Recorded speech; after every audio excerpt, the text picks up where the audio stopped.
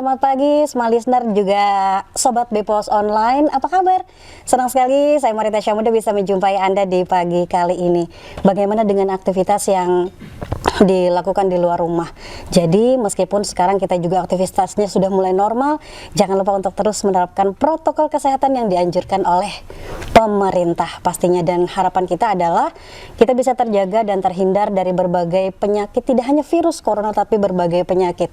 Oh ya, semua listener dan juga Sobat Bepos Online, ini kan sudah bulan September nih, nggak kerasa kita nanti berada di bulan Desember gitu. Ada apa sih di bulan Desember nanti? Nanti akan ada Pilkada Serentak 9 Desember 2020. Khusus untuk Kalimantan Selatan akan ada 2 pilwali ya, pemilihan wali kota dan juga wakil wali kota Banjarmasin dan Banjarbaru. Sebelum saya bocorkan nih semua listener dan juga Sobat Bepos Online, siapa sih yang saya ajak ngobrol di pagi kali ini? Saya punya pantun. Apa sih pantunnya? Nih pantunnya, tulak ka pasar manukar iwak patin, balah 2 andak diambin, gangan asam tambah memberi kapingin.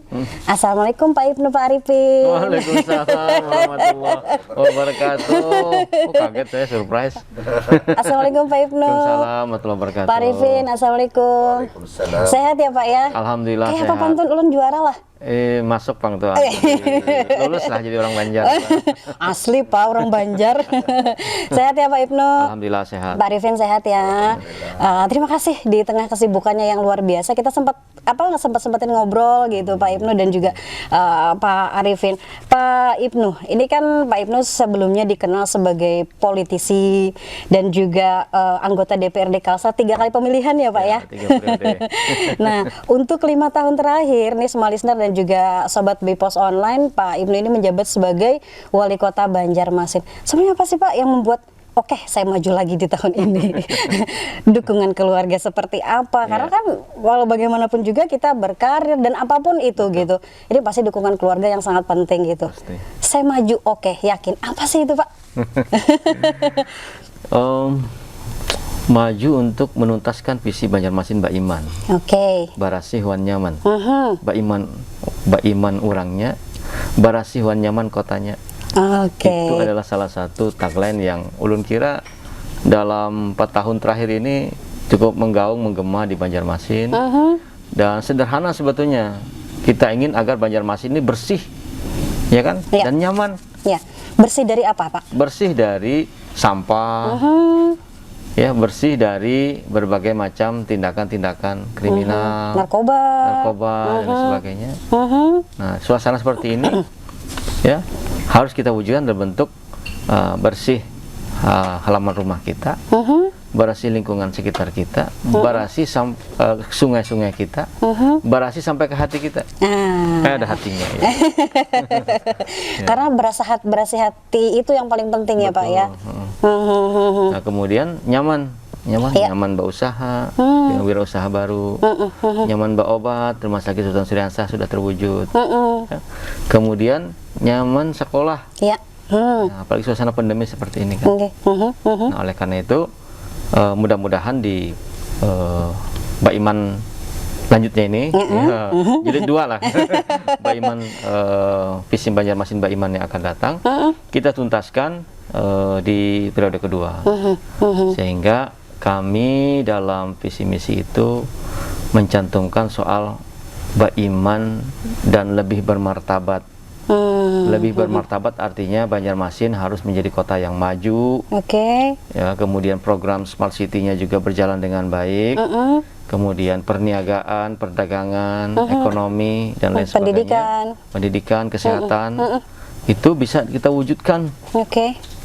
Saat ini sudah terwujud, tetapi harus kita tuntaskan. Jangan sampai masyarakat merasa susah untuk berobat gitu ya Pak ya, pendidikan seperti apa gitu. Pak Ibnu, ini tentu ada perbedaan yang sangat mendalam gitu, sangat berbeda karena di Pilwali ini di tahun ini kita berada di masa pandemi gitu. Ya. Bedanya apa sih Pak dengan yang sebelumnya, boleh diceritakan? Biasanya kalau pilkada itu kan apalagi masa kampanye ya. Ya. Kan hingar-bingar tuh. Iya. bingar-bingar, ya kontrak artis ini, ya kan, kontrak Iya. grup band ini, ya kan, kemudian pengerahan massa, Iya. arak-arakan. Suasana seperti itu tidak akan kita jumpai lagi Iya. di saat seperti ini. Oke. Bahkan dalam arahannya Menteri Dalam Negeri menyampaikan pada saat di Mahligai Pancasila dulu kan, beliau mengatakan kampanye tahun ini tidak ada arak-arakan, tidak ada kampanye akbar, ya, Tidak ada konvoy. ya, tidak ada konvoy. Yang ada adalah bagi-bagi masker, Oke. bagi-bagi hand sanitizer, ya, kemudian social distancing diterapkan, dan kita betul-betul fokus untuk penanganan pandemi COVID-19 ini. Dan saat ini juga sudah bukan hanya menimbulkan dampak kesehatan, tapi dampak sosial dan juga dampak ekonomi. Iya, ekonomi ini sangat berdampak, Betul, Pak. betul. Hampir semua merasakan begitu ya. Nah, makanya yang kita tawarkan dalam pemilihan wali kota yang akan datang adalah tindak lanjut dari visi Banjarmasin Mbak Iman itu. Mbak Iman, Mbak Untung, Mbak Tua. Oke.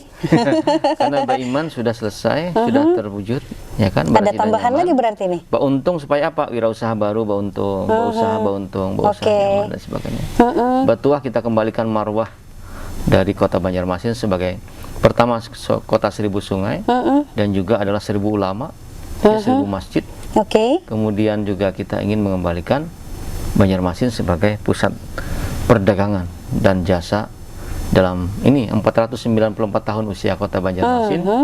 Kota yang berkembang dari bandar tepi sungai, Oke. yang ramai dengan perniagaan di zaman Kesultanan Banjar, dan sampai hari ini kita harus akui bahwa Pelabuhan Trisakti Banjarmasin sebagai pintu gerbang bagi ekonomi Pulau Kalimantan adalah pelabuhan terpadat nomor 2 setelah Surabaya. Oke. Kenapa? Itu artinya Karena kota Banjarmasin adalah kota yang paling dekat posisinya dengan pintu gerbang timur Pulau Jawa, yaitu Pulau Surabaya, di mana arus barang dan jasa, pusat pertumbuhan ekonomi Pulau Jawa itu hanya dengan jalur tradisional dari Surabaya ke Banjarmasin, ini bisa terhubung dengan baik. dengan baik gitu ya. Oke, oke. Nah, di Pilwali kali ini Pak Ibnu kan menggandeng Pak Arifin gitu, mantan Kadis PUPR Kota. Betul. Seperti apa sih sebenarnya sosok beliau ini sehingga oke Pak, kita kolaborasi.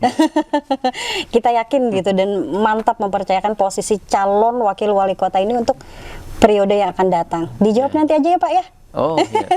Kita harus Bikin penasaran. break dulu dan jangan lupa juga smart listener dan sobat Bipos Online, nanti siaran ini bisa Anda saksikan. Jadi bisa sekarang tuh radio nggak cuma bisa didengarkan loh Pak, Iya. bisa juga disaksikan karena kita Disaksikan. iya bisa disaksikan di YouTube Smart FM Banjarmasin, YouTube Banjarmasin Post News Video, IG Banjarmasin Post, dan FB Bipos Online. Jadi jangan kemana-mana, nanti kami akan melanjutkan obrolan kita di pagi kali ini dan kami akan segera kembali untuk Anda.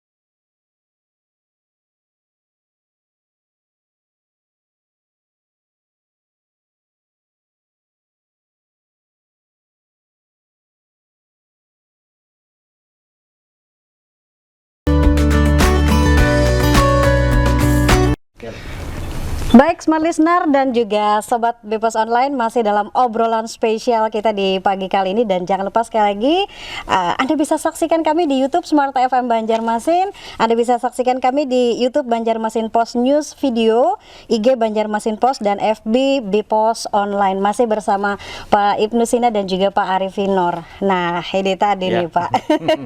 Ya, oke, silakan Pak. Ya, kenapa jadi memilih Pak Arifin Nur? Untuk sebetulnya Ulun dengan Pak Arifin ini sudah lawas berinteraksi, baik kedinasan. Sejak Ulun jadi anggota dewan 3 periode itu sudah kenal dengan Pak Arifin. Karena sosoknya ini tidak bisa lepas dari PU. Jadi sini mulai lahir mungkin sudah dilahirkan untuk membangun, ya, berurusan dengan konstruksi jalan, jembatan dan lain sebagainya itu. Dan interaksi itu Ulun kira positif ya, walaupun mungkin saat itu beliau berkiprah di Kabupaten Tabalong sebagai Kepala Dinas PUPR, tetapi sering komunikasi. Dan dalam pemilihan bupati pun kami mendukung beliau. Dulu pernah, ya, artinya proses politik itu sudah berjalan dengan baik. Dan Ulun juga cukup mengenal beliau. Artinya sebenarnya beliau juga sudah malang melintang. Ya, itu yang pertama. Yang kedua, beliau ini senior kami di Semada. SMA 2 Banjarmasin. Satu alumni? Iya, satu alumni, satu alma mater. Di ULM juga kan, di Unlam, satu alma mater. Kemudian saat ini beliau adalah ketua Forum Silaturahmi Alumni SMA 2 Banjarmasin. Kami anggota aja, Bang Sidin ketua. Senior ya kan. Cuman nih kata Bapak, artinya senior ini mendorong lah ya kan. Nah, itu pula yang kemudian menyebabkan kami meminta beliau untuk membantu Ulun di Banjarmasin di periode pertama kemarin itu. Sehingga karena Ulun tahu sedikit dari kepala dinas PU yang malang melintang dan konsisten gitu ya, istiqomah di PU nih. Jadi mungkin luar dalam PU itu sudah hafal sudah beliau, tahu ya. gitu. Jadi Ulun rasanya tidak salah memberikan kepercayaan kepada sosok yang memang profesional, ya. Kemudian banyak pembangunan-pembangunan di Kota Banjarmasin yang sudah kita wujudkan. Pembangunan trotoar sepanjang Ayani 2 tahun anggaran, kemudian yang ramah difabel, kemudian juga pembangunan jembatan Pulau Bromo yang menjadi, itu Ulun sempat hutang setahun tuh dengan warga Pulau Bromo tuh yang harusnya diselesaikan, tetapi karena ya ada pergantian begitu, sehingga kemudian tertunda setahun. Tapi alhamdulillah tuntas sebelum selesai Ulun. Nah, insya Allah di sini kan.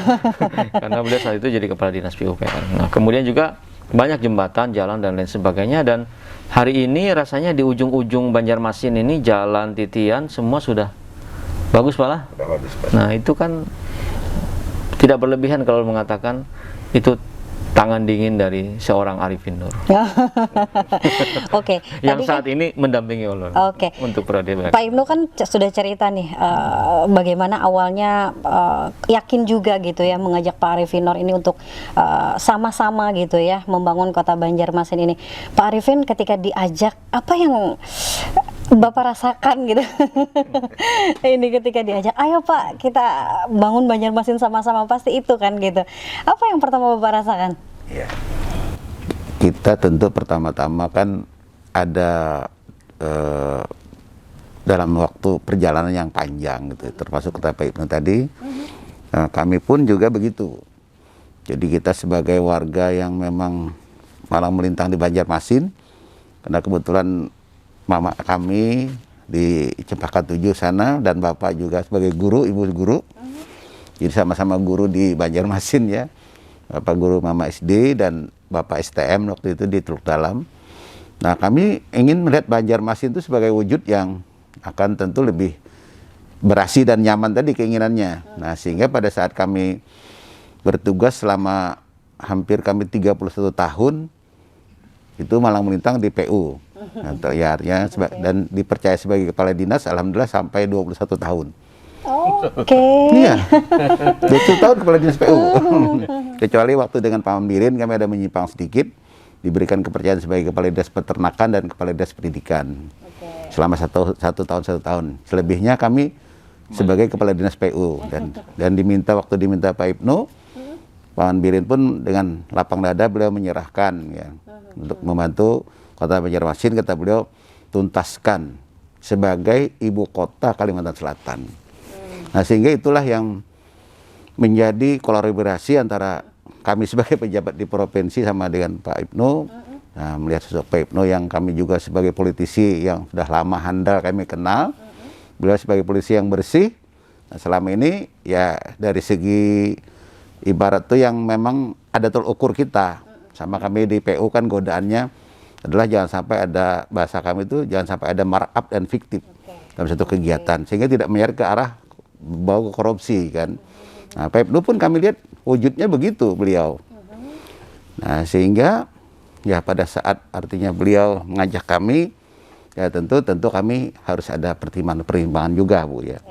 Nah, kalau tidak, artinya kalau tidak ada tekad untuk membangun Banjarmasin secara wujud nyata, dan kami selama 2 tahun berkehubungan sebagai bawahan beliau, ya, walaupun kami senior, tapi kami ya beliau bawahan sidin, tapi kita kan tetap kita loyalitas kepada pimpinan. Jadi ya kita, nah, sehingga kami artinya setelah kami berkonsultasi dengan orang tua kami, ibu masih ada. Oh, ibu masih ada Pak? Alhamdulillah ibu masih ada. Alhamdulillah. Kata beliau tolong bantu beliau. Nah setelah itu, nah, sehingga karena ibu sekarang guru SD kan, beliaulah yang istilahnya yang sudah ini juga membantu kita. Nah, ya beliau bantu Pak Ibnu Sina karena beliau orang baik. Nah, jadi ibu kami begitu taunya kan. Nah, jadi alhamdulillah karena beliau di Cempaka 7 Bu di Banjarbarat sana. Nah, jadi mudah-mudahan artinya dengan kolaborasi ini kami juga tidak salah pilih gitu. Sebagai pimpinan yang kami dampingi. Yang penting kami kan seiring dan sejalan nantinya. Karena tanpa ada satu kolaborasi kebersamaan susah kita mewujudkan. Nah, kami sebagai orang yang ingin membangun infrastruktur dan tata ruang, dan silahkan Pak Ibnu berjalan kepada pekerjaan lainnya. Kalau beliau mempercayakan kepada kami, nah, sehingga penataan Banjarmasin ini perlu kita tata lebih baik lagi, baik tata ruangnya maupun seluruh jajar infrastrukturnya. Karena kita masih rekomendasi tata ruang nanti tentu akan lebih menantang lagi Bu. Nanti insya Allah mudah-mudahan di akhir Desember, nah, rekomendasi tata ruang akan keluar. Apa yang harus kita bangun Banjarmasin ini lebih baik lagi. Oke, dukungan keluarga bagaimana Pak? Iya, karena itu tadi kan saya dulu sebelum beranjak untuk kepada Pak Ibnu, saya lapor dulu dengan ibu kami, dengan paman, dengan saudara kami, dengan anak-anak dan istri. Alhamdulillah semuanya memberikan respon yang sangat luar biasa. Artinya siap mendampingi sebagai wakil wali kota kepada Pak Ibnu Sina di periode kedua ini. Restu keluarga sangat penting ya Pak ya? Itu yang penting. Itu yang penting intinya. Oke, tadi Pak Arifin ada mengatakan terkait tantangan. Nah, ini kalau kita bicara tantangan, sekali lagi ada perbedaan gitu ya Pak Ibnu ya, tantangan yang pada sebelumnya dan juga sekarang gitu. Menghadapi tantangan pilkada di tahun ini seperti apa Pak? Kalau tantangan pilkada kita kan justru ya artinya karena kita tidak akan diberikan adanya satu tadi interaksi langsung dengan masyarakat. Tidak boleh ada kerumunan gitu ya Pak ya. Kerumunan, ada jarak jaga jarak, harus pakai masker dan sebagainya, dan tidak ada istilahnya kampanye akbar, terbatas. Nah, tinggal kira-kira masyarakat tinggal harus cerdas. Nah, tinggal memilih apa yang mau dia maui gitu. Nah, sehingga memang tantangan kita adalah bagaimana apa yang sudah kita lakukan itu menjadi bukti nyata dan wujud yang bisa dilihat dan dirasakan oleh masyarakat kita, bahwa apa yang selama dilakukan Pak Ibnu Sina di periode pertama dengan Pak Herman, nah tentu ini akan merupakan terukur yang mereka rasakan. Nah, sedangkan kami kan selama 2 tahun berkiprah membantu Pak Ibnu Sina dalam dinas PUPR. Nah, kami melakukan gerakan-gerakan yang memang yang dibutuhkan oleh masyarakat. Tentu ini juga dapat dukungan dari DPRD Kota Banjarmasin yang menyetujui anggaran kita digunakan untuk memperbaiki infrastruktur di berbagai bidang, terutama jembatan, rumah sakit, jalan, drainase, sungai, nah dan sebagainya. Itulah menjadi wujud yang memang ini kalau tidak ada kebijakan dari seorang wali kota dan wakil wali kota, saya pikir agak susah.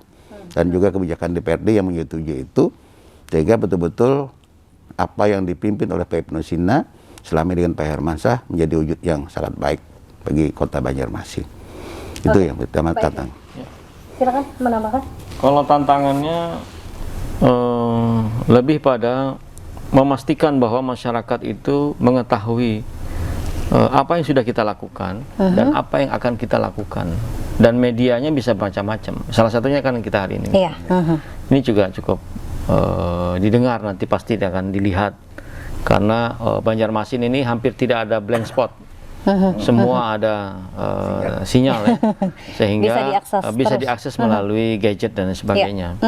Dan tipikal masyarakat terpelajar juga dan terdidik, terbuka dengan informasi, sehingga apapun informasi yang masuk, apalagi di media sosial, ya kemudian juga termasuk juga yang di media mainstream, ya, saya kira akan menjadi referensi bagi masyarakat bahwa oh, mereka harus memilih pemimpin yang seperti ini.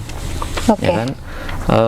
Kalau memilih Ibnu Sina Arifin Nur misalnya akan membangun Kota Banjarmasin dengan cara seperti apa. Nah, ya seperti ini yang kita tawarkan kepada masyarakat dan memastikan bahwa selama ini juga saya cukup dekat dengan masyarakat, warga kota, sering menyapa mereka, datang, turun ke masyarakat, baik langsung ataupun misalnya sambil berkeliling kota dengan bersepeda misalnya, ke kelurahan, ke kampung-kampung, dan mereka sangat senang disapa. Ya, walau sekedar say hello atau selfie-selfie. Sekedar hadir saja gitu ya Pak, meskipun hanya apa lambaian tangan saja, ini sangat membuat masyarakat senang gitu ya. Selama 5 tahun menjabat sebelumnya, apa lagi yang akan diselesaikan untuk periode berikutnya, nanti kita bahas ya Pak ya. Kita harus break dulu Pak Arifin, Pak Ibnu, kita harus break dulu, dan small listener, Sobat Bepos Online.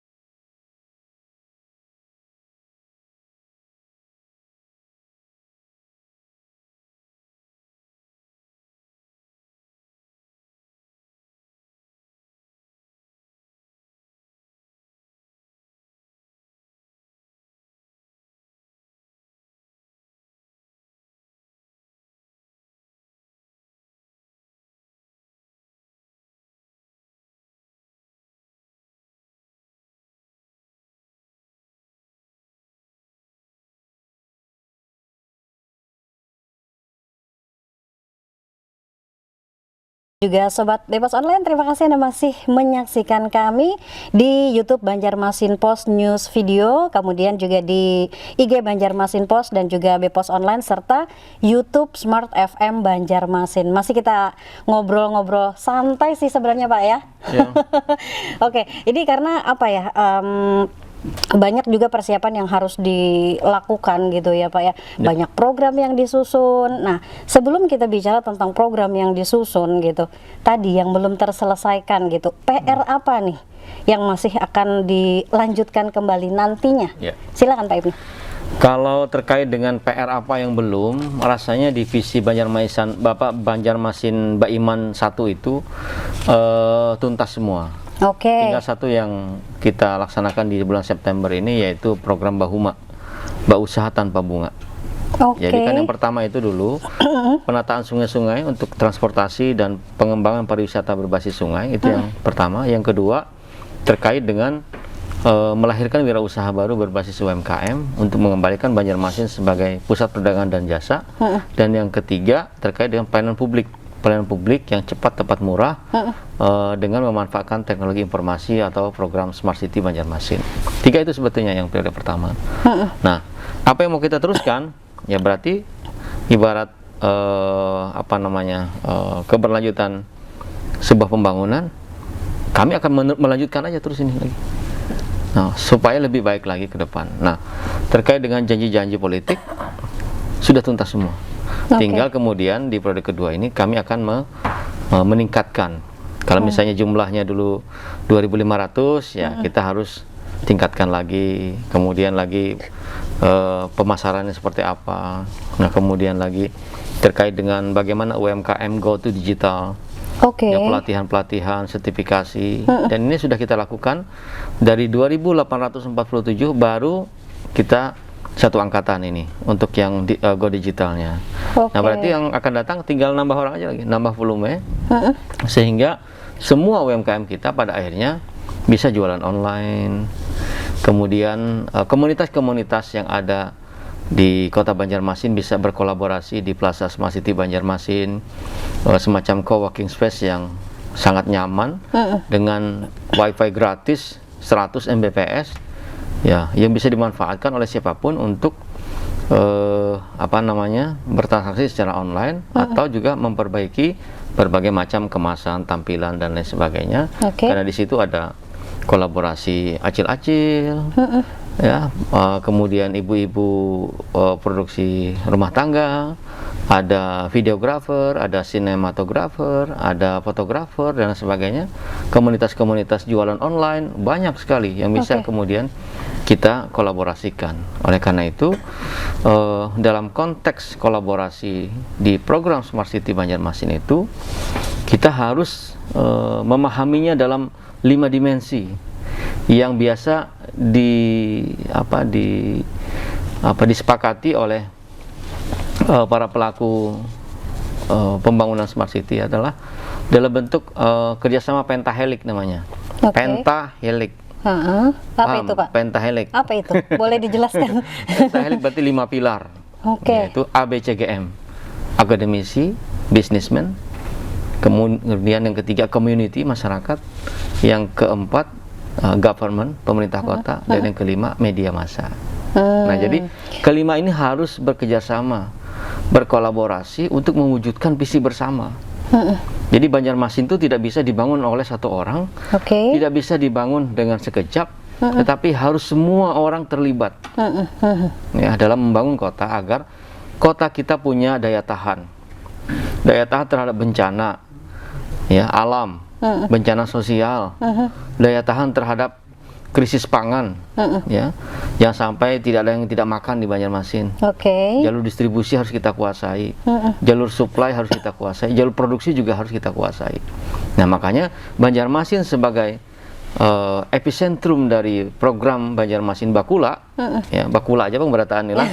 Artinya Bakula, Banjar Bakula, Banjarmasin, Kabupaten Banjar, Banjarbaru, Tanah Laut, Barito Kuala. Nah, ini dalam konteks pembangunan regional itu dia menjadi satu kesatuan entitas pembangunan.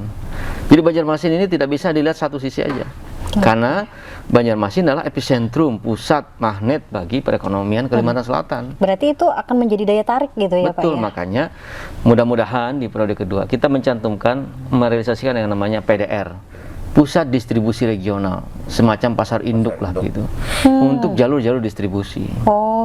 Nah, itu yang akan kemudian kita kembangkan, termasuk merealisasikan rencana kerjasama dan pengembangan kawasan industri dan manufaktur di Mantuil. Jadi pembangunan jembatan Pulau Bromo itu tidak dilepas daripada kita ingin mewujudkan visi tentang pariwisata ekoturism yang ada di Pulau Bromo, karena itu kawasan hijau. Kemudian lagi dari Pelabuhan Trisakti Banjarmasin kerjasama dengan Pelindo, kita sudah merencanakan kawasan seluas 400 hektar untuk pengembangan yang namanya Trisakti 2 atau Trisakti Baru. Trisakti Baru dalam bentuk satu kawasan hamparan sebagai pelabuhan laut dia, kemudian juga sebagai pusat distribusi dan pergudangan. Oke, apakah ini dengan konsep baru, Pak Ibnu? Konsep ini sudah kita rintis di periode ini. Oke, baik. Artinya di tata ruang, ini beliau soal tata ruang. Oke. Sudah kita amankan tata ruang 400 hektar untuk dijadikan sebagai kawasan pengembangan zona perdagangan dan juga jasa. pergudangan dalam bentuk Mantuil Park and Port. Ya, Park and Port. Oke. Ya, artinya kawasan Mantuil baru yang di situ akan dibangun sentral-sentral industri dan itu harus kita rencanakan dari sekarang. Oke. Nah, untuk mengembalikan tadi itu Banjarmasin sebagai pusat distribusi bagi Pulau Kalimantan. Nah, ini saya kira konteksnya adalah bagaimana visi seorang kepala daerah yang jauh ke depan untuk kemudian mewujudkan cita-cita bersama ini. Ya, jadi kawasan Mantuil bukan untuk batu bara, bukan, tetapi untuk perdagangan, industri dan komoditas, termasuk hasil-hasil pertanian yang masuk ke regional di sini. Dari Kabupaten Barito Kuala hasilnya bisa ditampung di sini, pergudangannya, termasuk dari Kabupaten Tanah Laut dengan perkebunan, sawit dan lain sebagainya. Semua pelabuhan-pelabuhan untuk CPO bisa include dalam rencana induk pengembangan pelabuhan itu. Oke, Pak Arifin boleh menambahkan, Pak? Ya, tadi kan termasuk salah satu persiapan yang sudah matang sekali ya. Kita dengan adanya merevisi dengan konsep-konsep apa yang diterangkan oleh Pak Ibnu Sidan tadi sebagai visi dan misi kita untuk periode kedua ini, walaupun tadi sudah dipersiapkan secara konsep kita. Nah, maka kami kan ditugaskan kemarin kan untuk merevisi tata ruang. Nah, tata ruang inilah ditugaskan untuk merevisi tata ruang. Ya, kami dari Des PUPR dan dari Kabit Tata Ruang, kami selenggarakan ini selama hampir 2 tahun lebih. Tahapan-tahapan ini, penyusunannya ini dengan persiapan dokumennya, persiapan zona-zona yang sudah kita sosialisasikan kepada masyarakat, dengan pihak provinsi, dengan pihak kabupaten kota tetangga kita, Barito Kuala termasuk Kabupaten Banjar, Banjarbaru, provinsi. Nah, sehingga ini keselarasan kita dengan pihak nasional juga kita sudah dengan Kementerian ATR. Nah, sehingga mudah-mudahan nanti di akhir bulan Desember perda tata ruang kita yang sudah direvisi ini akan segera kita rasakan buat masyarakat. Jadi sehingga tadi zona-zona baik zona industri, zona perguruan jasa, zona pendidikan, nah zona bergerak gitu semua kita tata dengan baik sehingga kiblatnya membangun itu sudah ada. Untuk memajukan ini ya gitu ya, Pak ya. Untuk secara profesional. Iya, iya. Dan tadi juga Pak Ibnu sampaikan bahwa ini masyarakat juga harus terlibat di dalamnya gitu. Agar masyarakat pun juga merasakan hasil yang didapatkan juga gitu. Karena pasti tujuannya kan untuk masyarakat sendiri juga gitu ya. Karena semua cita-cita tuh gini, andai kata ini tata ruang kita bangun ini adalah sesuai selaras dengan kita masyarakat berhasil nyaman. Artinya tanpa kita tata pola tata ruangnya nggak akan mungkin. Jadi seperti contoh kita misalnya masuklah walaupun sederhana, tapi orang berkata, waduh ini enaknya. Nah dipandang gitu dan dirasakan gitu. Nah sehingga inilah cita-cita kita oleh Pak Ibnu Sidan, kita bercita-cita bahwa Kota Banjarmasin begitu siapapun yang penghuni di Kota Banjarmasin menyatakan nyaman dan layak huni, orang yang datang pun waduh, luar biasa. Inilah yang akan kita cita-cita. Baik. Kita harus break dulu, Pak. Mohon maaf, saya potong. Kita harus break dulu. Kita punya satu sesi berikutnya. Semua listener dan Sobat Bipos Online, kami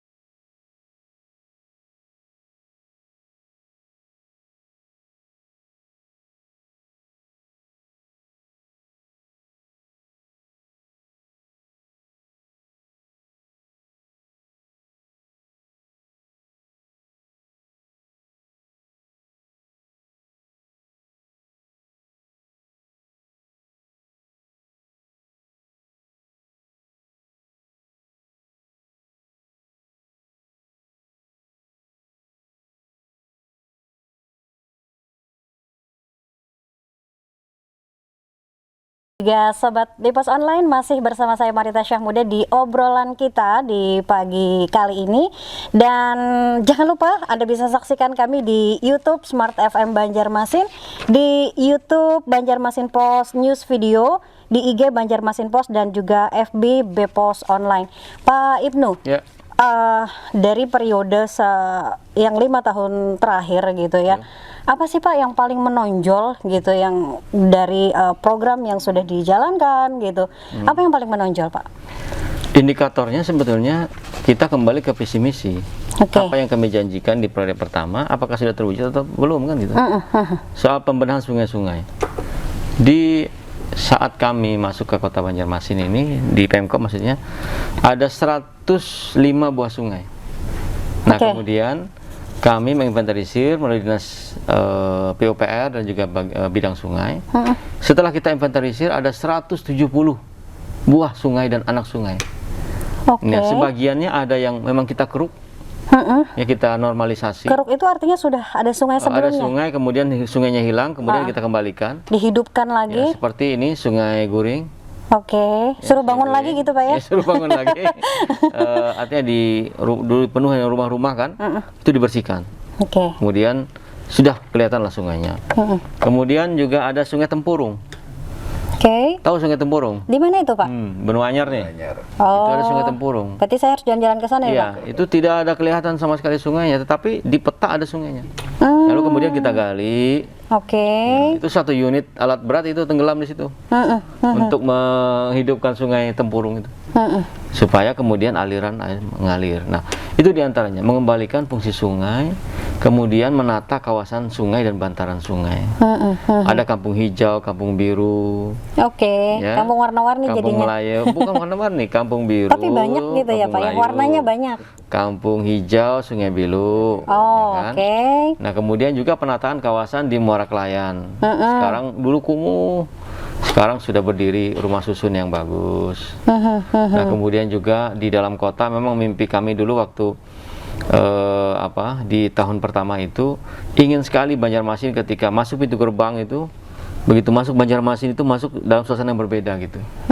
Artinya ini yang kita bangun adalah landscape kota, hamparan begitu, yang kemudian begitu masuk Banjarmasin itu orang merasa bahwa oh ini kelihatan tamannya tertata dengan baik, ya trotoarnya kiri kanan lebar, ya kan.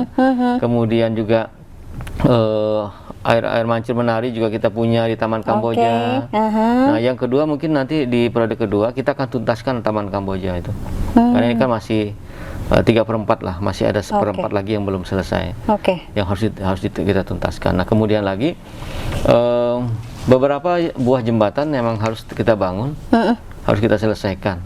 Apalagi kemarin setelah penataan di tata ruang Pak lah, ada minimal paling tidak ada 11 jembatan lagi yang harus kita bangun. Kecil, besar, dan sedang. 11 jembatan. Itu di daerah mana aja Pak? Ada usulan untuk yang di Banjarmasin, di Banu Anyar. Kemudian lagi Sungai Jinga, Sungai Bilu. jembatan Sungai Jinga, Sungai Bilu. Sungai Apakah Andai. untuk mengurai kemacetan, termasuk jembatan Sungai Andai. Itu yang harus kita tuntaskan di periode kedua itu. Sehingga apa yang kita sudah usahakan ini bisa berkesinambungan, berkelanjutan, sustainable, termasuk melakukan pengembangan terhadap Rumah Sakit Sultan Syahriansah. Ini kan sudah 3 tower terbangun. Kemudian tahun yang akan datang kita akan mengambil spesifik dari Rumah Sakit Sultan Syahriansah. Mau dikembangkan apakah jadi stroke center atau pusat hemodialisa untuk pengembangannya, terutama untuk penyakit-penyakit yang sifatnya karena usia gitu ya, karena dan lain sebagainya, termasuk menyelesaikan dermaga Rumah Sakit Sultan Syahriansah yang terintegrasi dengan sungai, sehingga unit ambulan sungai kita bisa beroperasi dengan baik.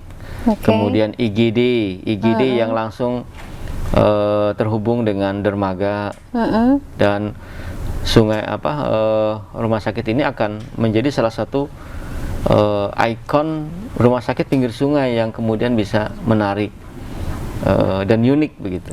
Ini bisa Itu jadi menarik wisatawan juga ya Pak ya? Betul, karena memang hospital industry istilahnya, seperti Penang dan lain sebagainya, itu mengembangkan rumah sakit itu menjadi semacam tempat wisata juga, tempat wisata, semacam apa ya, semacam hospital tourism. Ya, wisata rumah sakit. Orang bisa menikmati suasana. Artinya orang sakit ini kan tidak melulu karena penyakit bisa ya. jadi karena stres gitu ya, dia Pak, memerlukan oleh misalnya pikiran, dia memandang sungai itu dengan baik, itu kan dari view tertentu bagus, tertata dengan rapi. Nah, termasuk juga yang akan kita coba prioritaskan nanti adalah membuat master plan transportasi sungai yang terhubung dengan darat, sehingga dermaga pelabuhan sebagai hub bagi transportasi sungai dan transportasi darat. Pak Arifin, jika nanti akhirnya terpilih gitu, apa yang pertama akan dilakukan?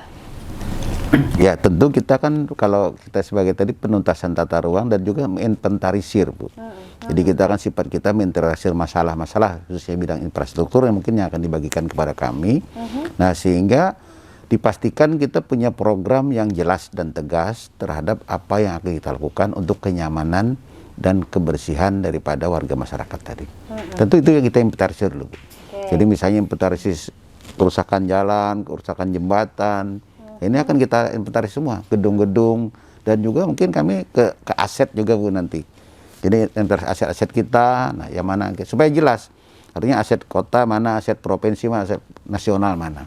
Nah, sehingga itu kita akan bisa menciptakan suatu suasana program kerja kami nanti, Pak Ibnu Sina, yang menyerahkan kami pada infrastruktur, bisa kita tangani secara jelas dan terarah dan terprogram. Itu yang jelas itu. Pak Ibnu? Ya, kalau saya lebih pada bagaimana kemudian menuntaskan visi Mbak Iman itu. Jadi soal pusat daur ulang sampah yang sedikit tertunda akan kita tuntaskan, karena kita tahu bahwa Banjarmasin adalah kota pertama di Indonesia yang melarang penggunaan kantong plastik, dan itu menjadi referensi bagi banyak pihak. Bukan hanya secara nasional, bahkan internasional. Ya, saya diundang kemana-mana gara-gara kantong plastik. Ya, jadi membawa nama Banjarmasin terbang tinggi dengan kebijakan soal kantong plastik, karena itu isu internasional. Pencegahan terhadap stunting, tumbuh cebol, tumbuh kerdil, gara-gara mengkonsumsi mikroplastik yang kita tidak sadar itu. Nah, makanya arah pembangunan yang sesuai dengan referensi internasional, yaitu SDGs, Sustainable Development Goal, itu menjadi referensi bagi pembangunan dan perencanaan Kota Banjarmasin. Intinya untuk periode berikutnya tadi ya, Pak, akan begitu banyak program, baik program baru gitu ya, Pak, ya, yang sekali lagi ini adalah dari masyarakat untuk masyarakat juga gitu. Harapannya nih, tidak terasa kita harus segera closing dari obrolan kita di pertemuan kali ini. Apa yang Pak Ibnu harapkan? Partisipasi masyarakat. Di tahun kedua kami itu pernah minta izin dengan Dewan untuk tidak membangun secara fisik, tetapi membangun monumen partisipasi yang kita bentuk dalam bentuk program kader dan juga satgas kebersihan. Kami berharap bahwa masyarakat itu punya kesadaran bahwa sehebat apapun pemerintah kota, sebanyak apapun duit pemerintah kota, membangun kalau tanpa didukung oleh warga kota, tidak akan berhasil pembangunan itu. Kita bisa berhasil membangun trotoar misalnya, membangun rumah sakit, tetapi yang memelihara tidak ada, yang memanfaatkan tidak ada. Kita bangun trotoar bagus-bagus misalnya, kalau masyarakat tidak berpartisipasi, ya apa yang kita bangun kursinya pasti diambilnya, ya kan gitu. Kemudian lagi balotnya itu pasti hilang, ya kan.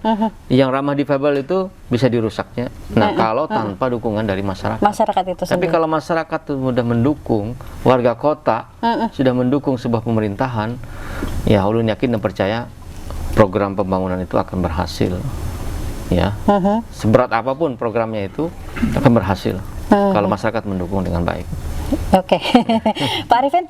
Ya, itu sama tadi, Pak. Jadi istilahnya kebersamaan suatu pembangun itu harus kita wujudkan, termasuk juga nanti sumber daya manusia di tingkat aparatur kita juga harus kita tingkatkan, nah, agar artinya sama-sama dalam membangun masyarakat itu terlihat dengan jelas, Bu.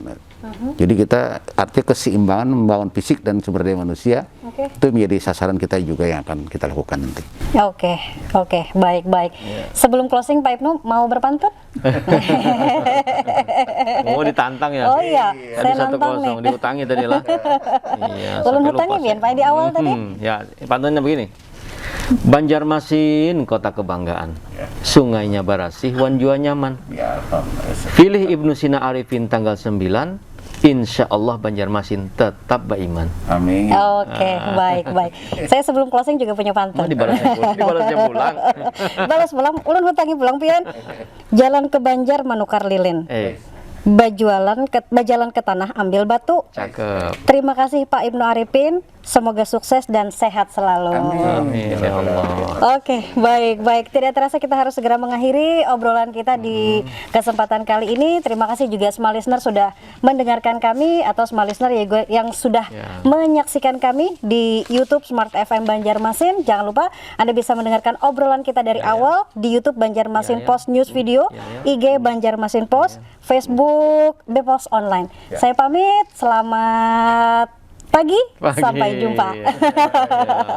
Pasti bisa. Ibnu Sina Arifin. Banjarmasin beriman. Lanjutkan. Ya.